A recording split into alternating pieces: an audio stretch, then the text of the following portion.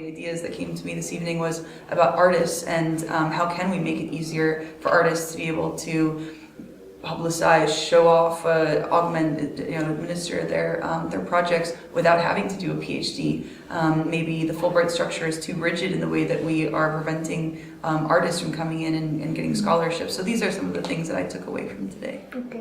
Interdisciplinarity and cross. Bring down the walls. That is really my thing. I think we should get down those walls.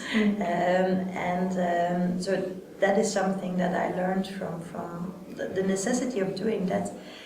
What I also take as a lesson learned is that you have to show that it works, this exchange. And this is something I come across, and I pointed it out in the debate, that people, when you do not always believe in the richness of diversity and also meeting a lot of skepticism. When I talk about, we are in Brussels, so we have a multicultural environment, we will have to bring in students from Brussels, so and there we are like in a spread thing, like very highly educated international people, but also very poorly educated people, and this is the university has to provide an answer.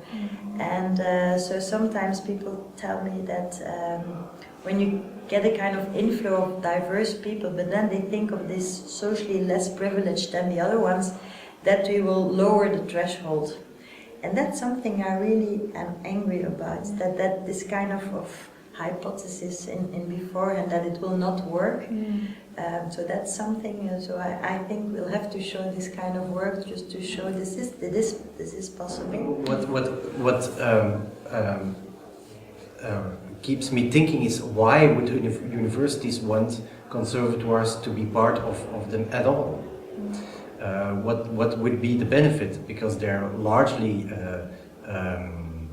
financially deficient institutions. They're without huge amounts of support, they would go broke in less than a week.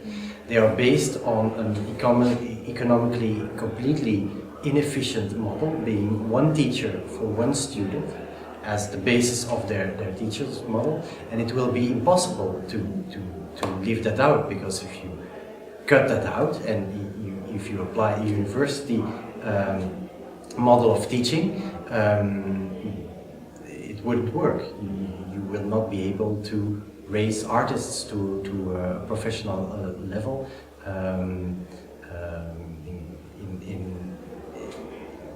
at the highest qualitative standards. So you need this one-on-one master-pupil relation. This is of paramount importance in grooming artists.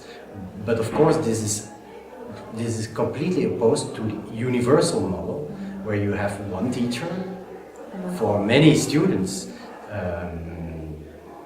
So I never really understood why this would be a good idea to involve, to drag conservatoires or academies in the university. Of course, it would be a good idea to collaborate.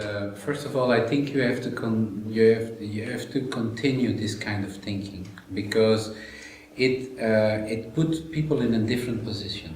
It puts people in a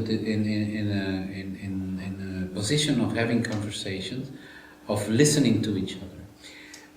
Listening is one of the most dynamic things.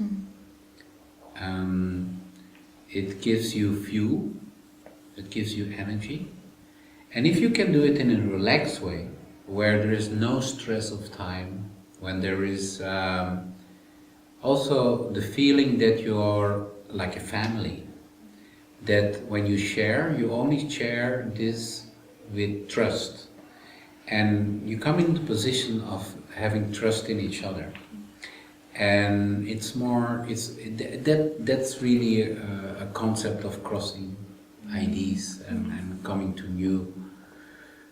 Another thing what I want to say, because it's a remark on what is a city of knowledge. For me, a city of knowledge is a city where you allowed the beauty and the ugliness, somewhere where you accept that everything is not the same, where everything is diverse, where nobody is evil. I think in such a saloon is a city concept.